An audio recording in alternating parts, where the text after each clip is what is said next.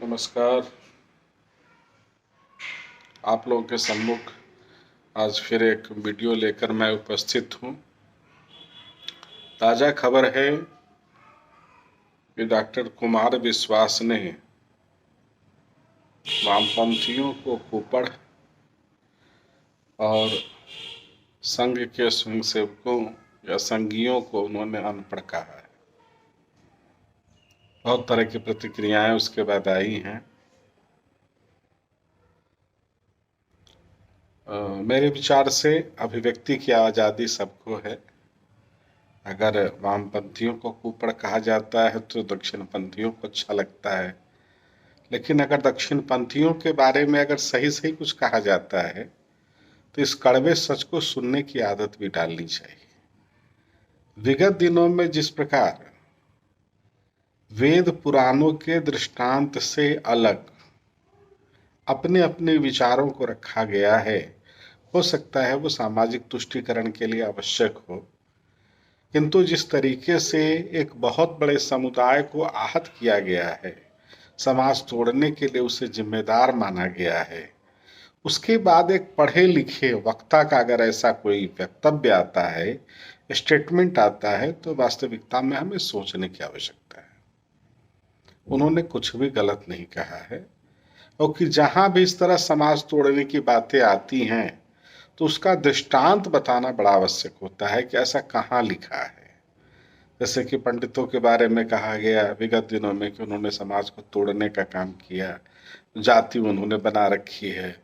इसका कोई प्रमाण कहीं नहीं मिलता है। इसका मतलब यही होता है कि मनगढ़ंत बातें होती हैं और इसी परिप्रेक्ष्य में डॉक्टर कुमार विश्वास के द्वारा ये कहा गया है कि संघ के लोगों को भी पढ़ने की आवश्यकता है। बिना पढ़े लिखे वो बोलते हैं।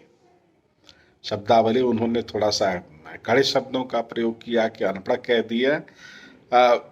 उचित तो नहीं है कि अनपढ़ कहा जाए, पढ़े लिखे सब लोग हैं, किंतु उनको और अधिक अध्ययन की आवश्यकता है। इस तरह जिस तरह उन्होंने इसको इंगित किया है, ये स्वागत योग्य है और ऐसा होना चाहिए कि हमें कड़वी सच्चाई को भी सुनना चाहिए।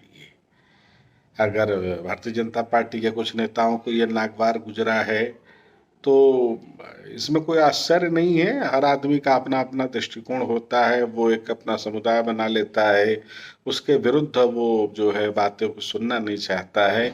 लेकिन अगर भारतीय जनता पार्टी के किसी विधायक के द्वारा अगर उनका विरोध किया जा रहा है डॉक्टर कुमार विश्वास का, तो जिस समय ये कहा गया था संघ प्रमुख के द्वारा कि पंडितों ने जो है समाज को तोड़ा है, तो उस समय वो कहाँ चुप थे, वो कहाँ उनके मुंह में दही जमा था क्या?